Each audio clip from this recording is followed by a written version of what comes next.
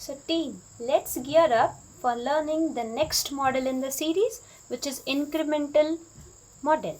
So consider some situations where software requirements for core functionality are very well understood by the team, but they do not know the overall scope of the development. So what can be done in that case? So we can suggest that we should start with the core functionality and then we can keep on adding the features. Okay, so here if you observe the diagram, on x-axis we are showing project calendar time and on y-axis we are showing software functionality and feedback. So the phases which we had seen in waterfall model, communication, planning, modeling, construction and deployment, the same we are repeating here. So what is the difference now?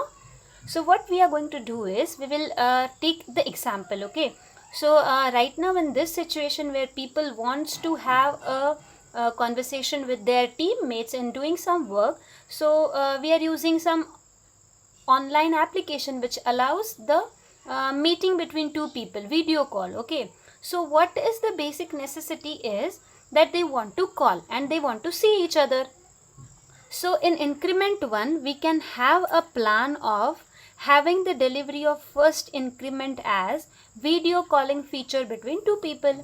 Now the need has arisen that it is not sufficient to have conversation between only two people. Then in increment 2 we can just follow all the phases which we were following in waterfall model and deliver the second increment where we are allowing a team to coordinate with each other and have a conversation. So this is how with each increment we are keeping on adding the new features in it. So after having the video call, I understood that it was necessary to record the session. So that was added in the next increment. Then I understood that people had to share their screen so that they can share the presentation. So that feature was added. So this is how we kept on adding the features one by one with each increment. So that is why the name is incremental model. So with each increment we are delivering some functionality, and even if we go for this first increment, then customer is going to get the facility of video calling between two people. So basic functionality is there, and with each increment, with each version, we are keeping on adding the next functionalities. So the problem with earlier linear life cycle model was it was creating a blocking state in which some project team members must wait for other members of the team to complete the dependent tasks. So always this team was dependent on output generated by this team. So this is how it was going on.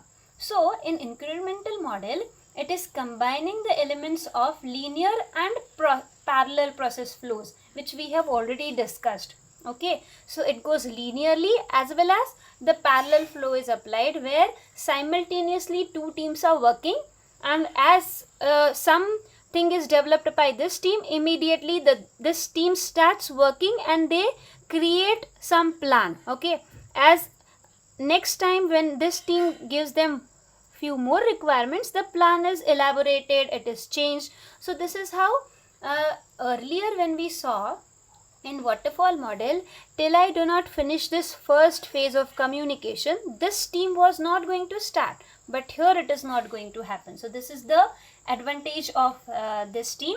We have already understood the example. Now we will understand these key points.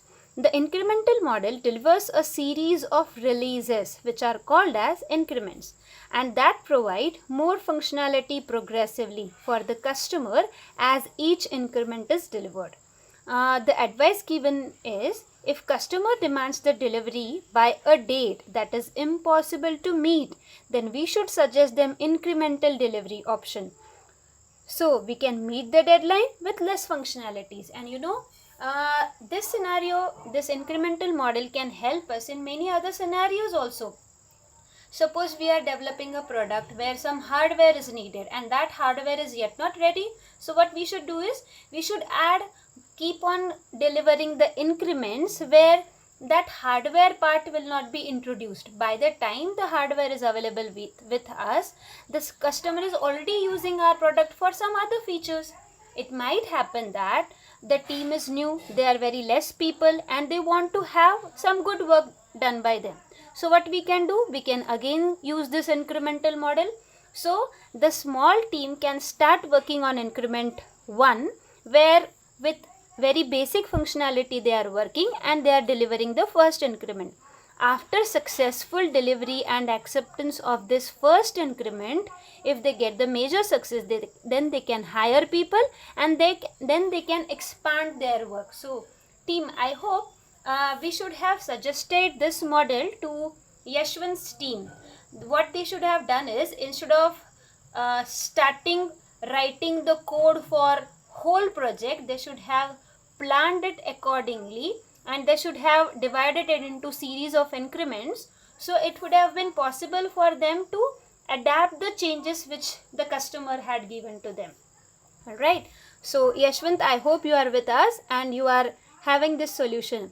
And team, we are going to discuss many more models which can help Yashwant's team. So see you in the next class. Thank you.